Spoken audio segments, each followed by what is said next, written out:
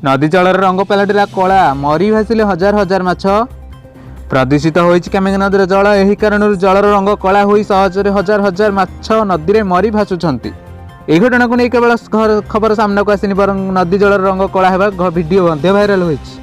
अरुणाचल प्रदेश रे पूर्व कामेंग जिले नदी थिबा नदीर जल हठात कला पलटिया पर स्थानीय अंचल रे काकुआ भय सृष्टि होइछि। पर पर नदी रे माछ मरी भासिबा घटना लोकंको आहुरी अधिक भयभीत करथिला। गतकाली ଏହି घटना सामना को आसिथिबा बेले जिला मुख्यालय स्पेयर ଏହି घटनाକୁ एने एकाधिक सूचना सामना को आसी। जिला मत्स्यपालन मुख्य अधिकारी ताली हाली ताजों रिपोर्ट अनुसार नदी जल अत्यधिक मात्रा टोटाल डीजल भल सब्सटेंसेस मिली।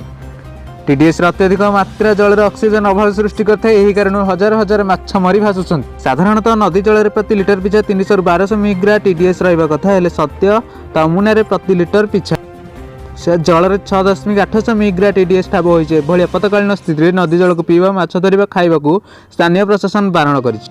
अन्यपटे सेप्टेम्बर अनुसार पड़ोशी देश चाइना निर्माण काम जारी रही कारण जल में विषाक्त केमिकाल मिश्रण होइछि। वर्तमान सुधा नदी जल में मात्राधिक टीडीएस मिलवा नहीं कौन स्पष्ट कारण सामना को आसी।